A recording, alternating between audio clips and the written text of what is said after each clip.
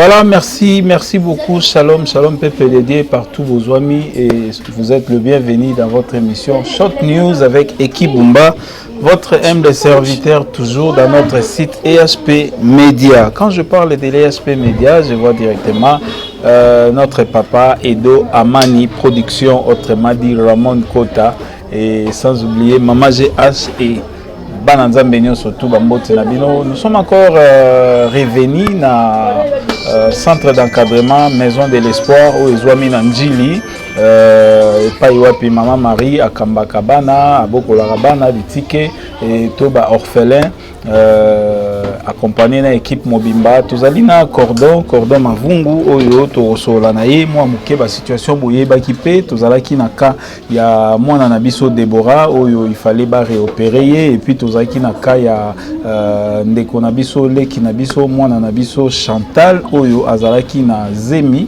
ya bamapasa donc ndenge tozo so la boye bamapasa baza déjà na biso na se ya moi awa si babotamaki.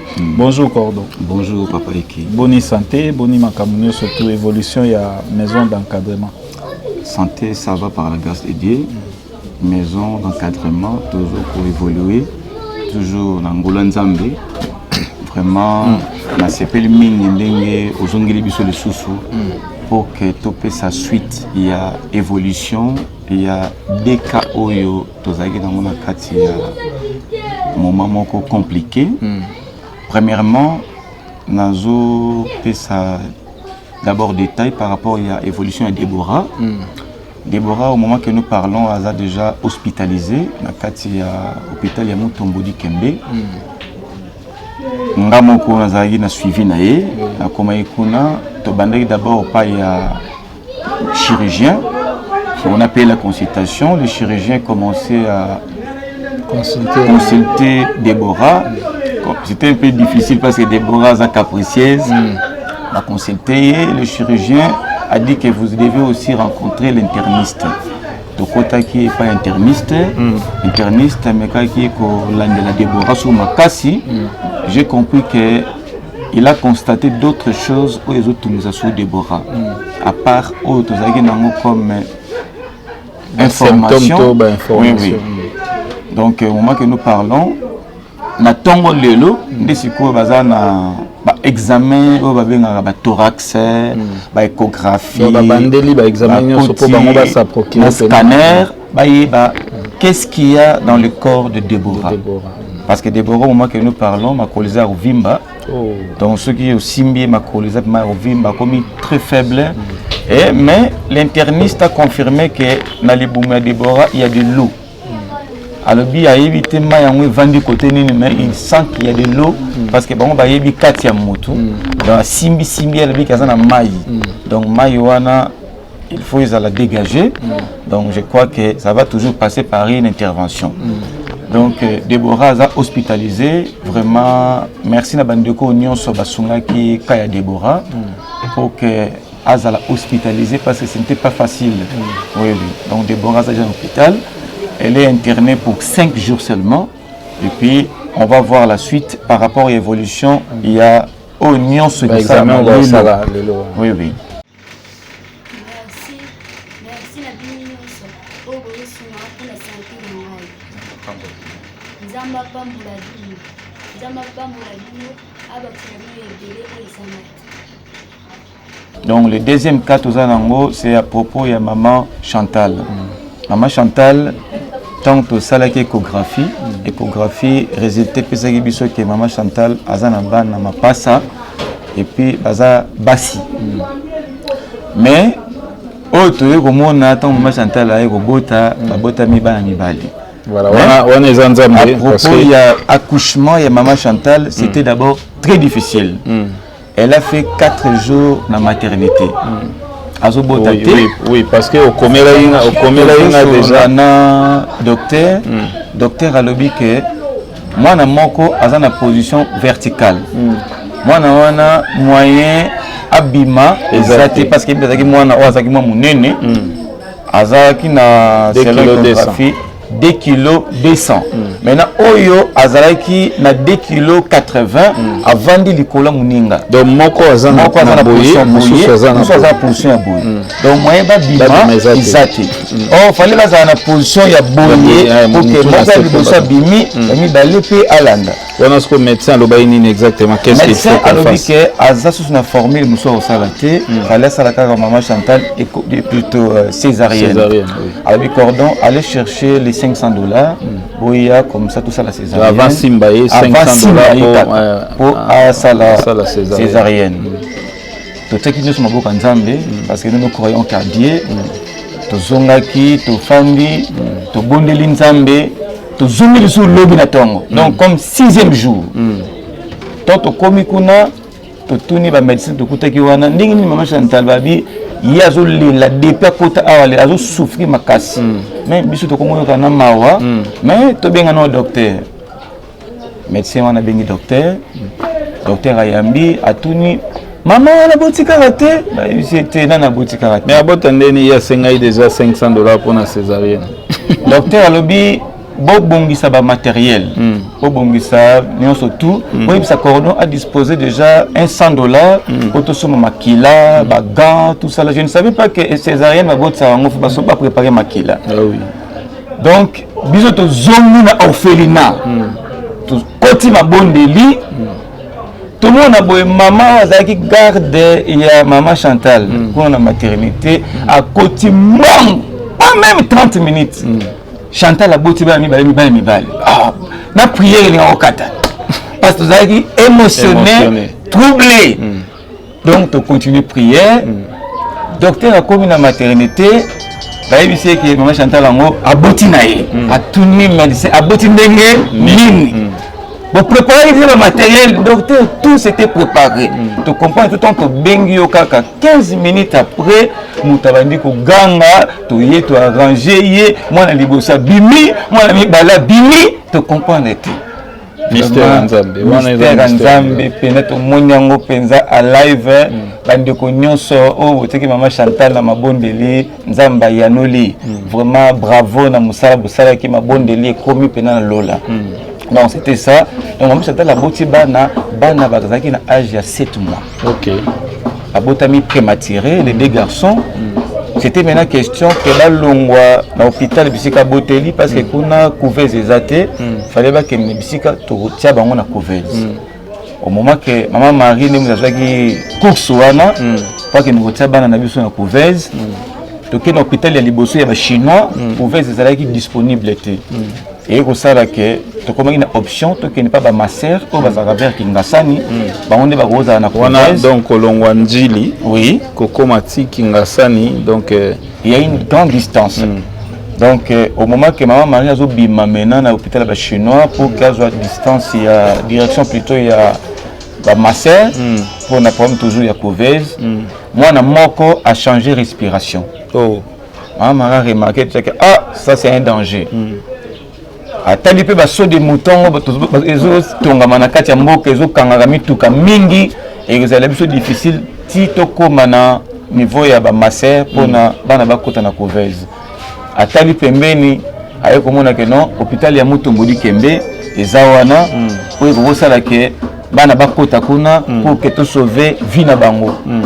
De maman Marie a singaki chauffeur tourner rapidement tout côté l'hôpital à Mutomboli Kembe parce que oh déjà sur le cas tu traîner c'est na baso de mouton parce que sur les moutons soit temps belé par la poboleka abi moi na okufa yaza maman sa botibana ayebi comment est-ce que respiration ya moi nezala ba kotisi bango na Mutomboli Kembe ba installer bango 1 heure après docteur abengi ba responsable orphelinat donc to koti na kati docteur alobi que oyo wana soka bolekse soka quelque temps mais ça profite déjà. Donc il reste donc toujours bango déjà en charge bazawana donc le toujours parler to comme na 4e jour que bana baza déjà en conservation à Katia Mutomboli Kembe. Mais ça évolue quand même. Oui, l'évolution très bien. Il y a juste un souci à propos de la conservation de bango. Vraiment on a un problème sur la facture. C'est trop cher parce que très sérieux. Hôpital très sérieux. Il y a des Ronabiso Mutomboli Kembe, Isaka facilité, ils sont bien, ils sont propres et puis bah soignera très bien, mais un coup ils ont un peu moins les colos. Hein. Vraiment, j'étais surpris, mais quand on a lundi maman Marie, je l'avais trouvé triste. Maman Marie. Et puis qu'on a bakota raté, accès à oui, accès à raté, aussi soin, donc nion se bango. Puis nous posons la carte pour le séjour et coca, pour foutu facture na bino, abimisi bino moto na bino, ozuye. Maintenant, quand il y a repris sa caution. Maintenant, quand je suis arrivé à l'hôpital, j'ai trouvé maman Marie triste. Elle m'a dit non, j'ai déjà dans la côte Sibango, j'ai déjà dans la carte Couvez, mais les montants là qu'ils ont demandé, ça m'a troublé. Je ne sais pas trop ou api. Mais c'est bon. Je crois que ce qui était essentiel, Banabaz a toujours en vie. Oui. Toutefois, Dieu fera grâce. Parce que Bazaba n'a bitiqué.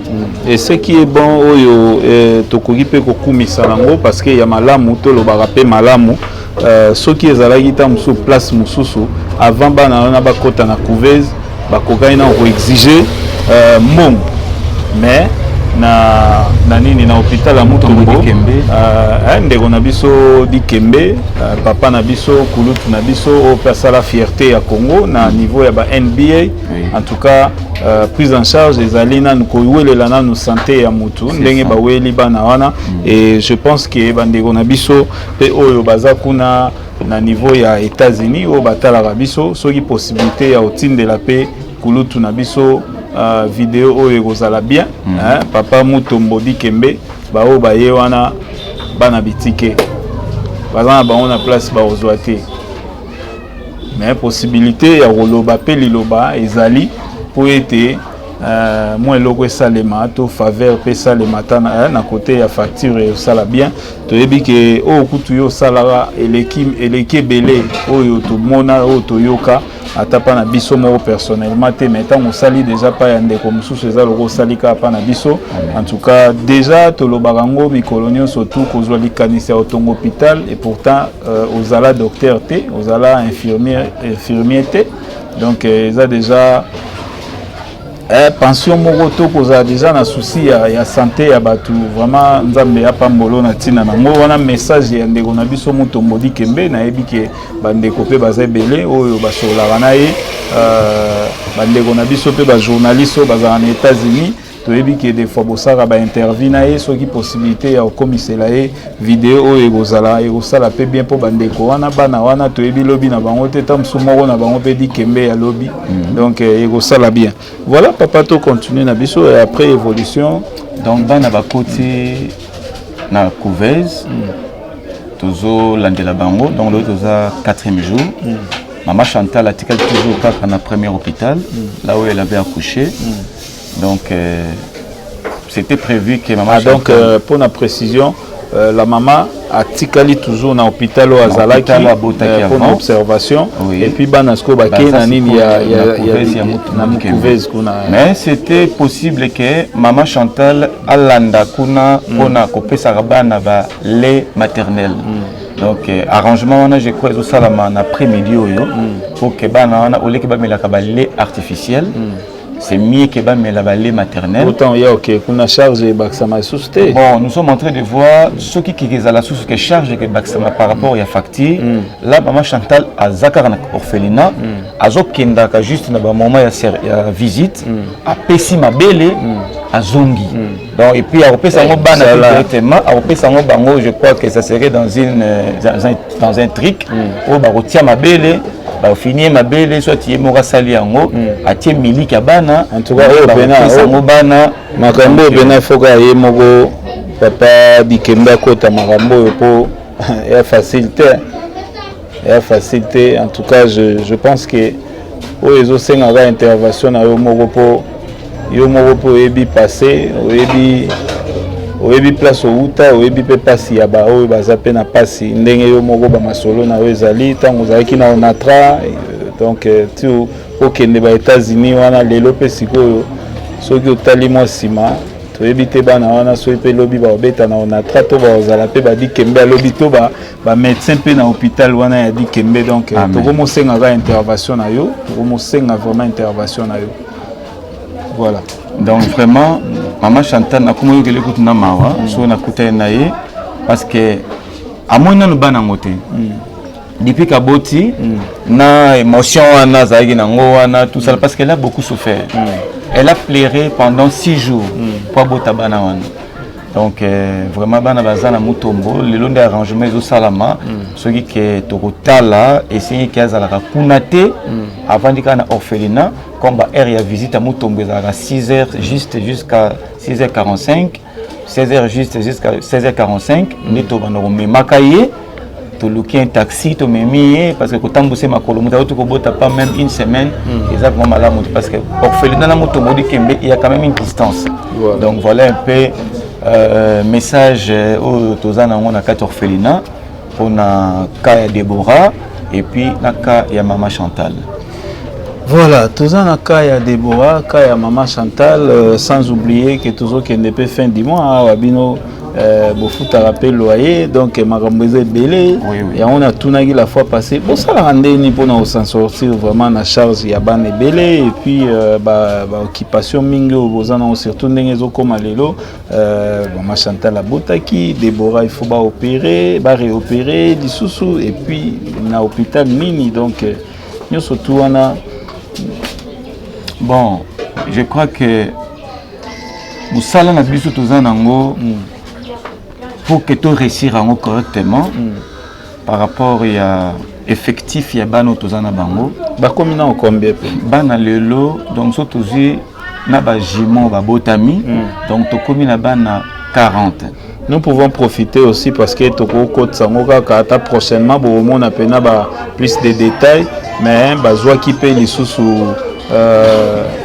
tolo ba famille to bazwa ki ndeko moko abotaki je crois bandeko batalaki pe ba image pa ya ndeko na biso Julien Botalatala ba image moko ya mwana moko abotama na niveau ya Kalamu donc mwana wana Azamwasi to mobile Azamobile il se retrouve actuellement na Katia Orphelinat Maison de l'Espoir. Donc document salagi document où ils allaient prouvé par bourgmestre ya Kalamu et sali que bana wana lelo moi nana maman naye donc bazo vivre awa donc na ba prochaine émission tu sala plus de détails bo luka comment on appelle bango en personne donc bana o botalaki lobby na ba image pa ya ndeko na biso Julien Botalatala mwana oyo ba monaki mama na ye azaki un peu ndenge moko boye donc papa qui excusez donc quand vous présenté tout à l'heure là donc maman oyo aboti mwana azala mwana ba perte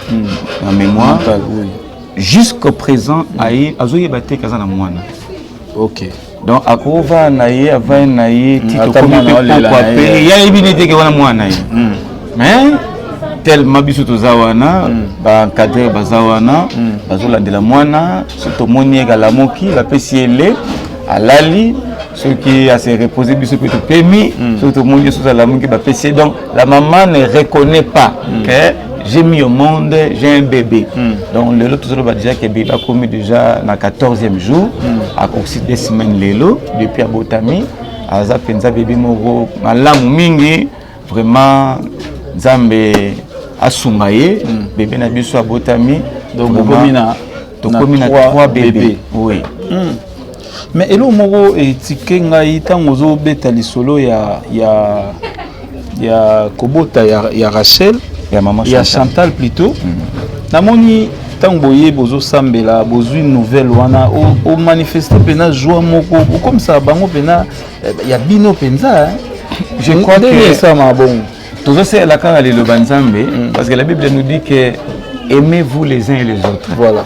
Donc ça c'est l'amour du prochain. Parce que juste dans les solos, je l'ai senti vraiment que donc bozoa qui a mon penza parce que mon super rose à la au sal samo moi si moko toi au sal samo tout moko ata boti ata sanini à autre genre d'accord parce que au moni tant zonga qui les derniers jours na hôpital bisika maman Chantal azaki gardé pour tozer l'accouchement na ye toyoka ki pasi makasi que docteur alobi que alternative mususu ezati sauf que au pesa $500 pour que na sala maman césarienne wana bana ba bima la bango mbala moko donc to zongi to limité tokwese likati to sambelaki ndenge non to sambelati donc ndenge nzamba lobana lilobana yeke mettez-moi en épreuve en sorte que si je n'ouvre pas les églises du ciel donc tout le monde qui action ya nzambe il y a quelques minutes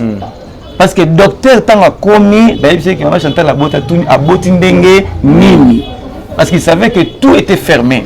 Parce que moi, dans mon nez, avec une position verticale, il y a mon souci à 2 kg 80 à quel minutes.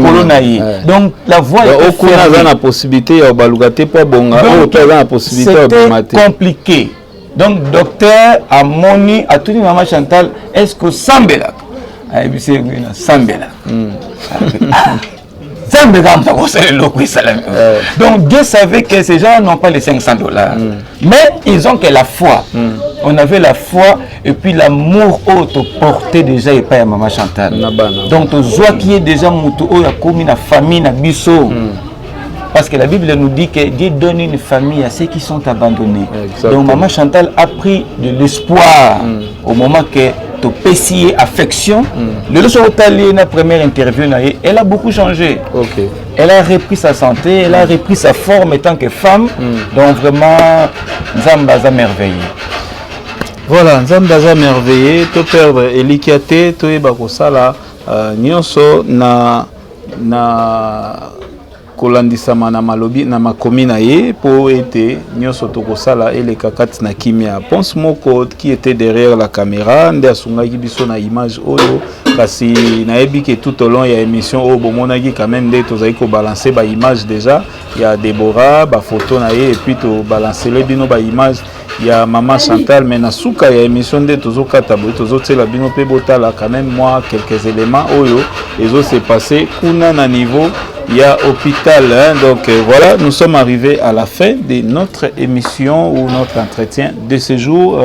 Cordon, va coordonner à Orphelinat, na mutunyo surtout à Lingi à joindre Binoto, à Mekapé Kota met dans la pâte.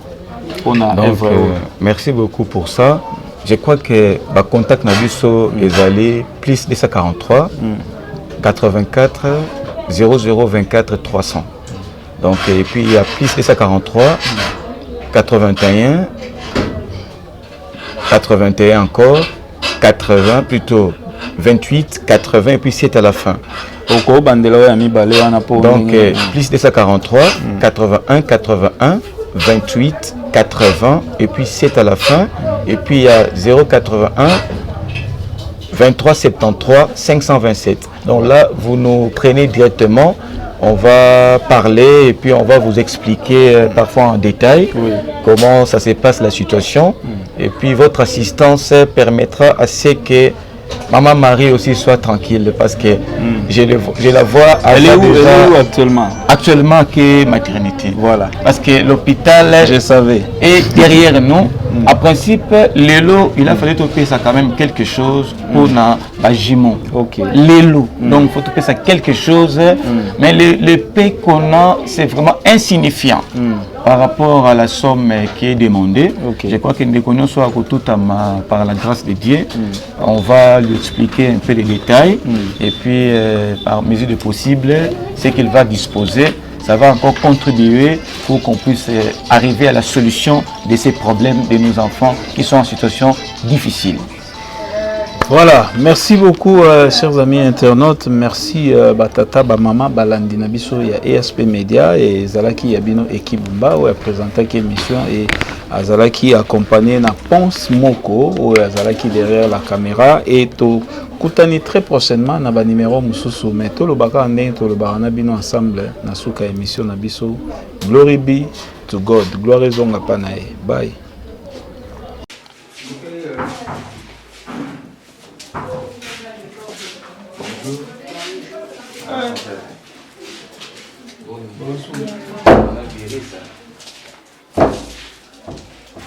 Ça va?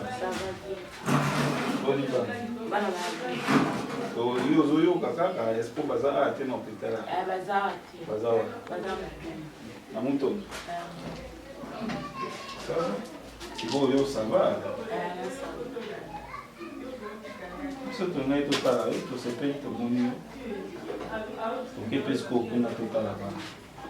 Hein? Puis ça va on. Puis ça va D'accord.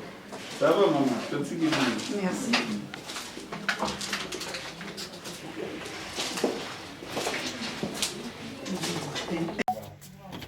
Et ah wow. Merci.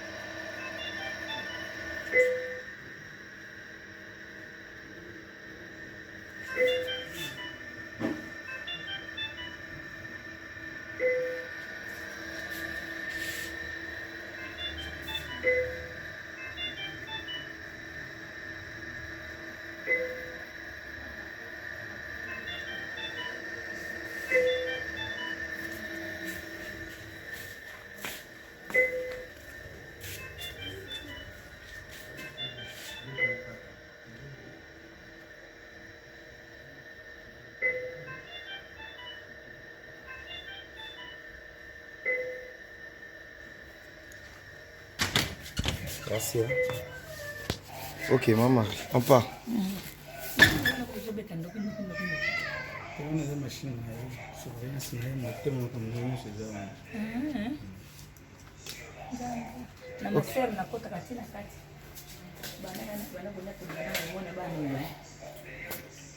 Ok, ok.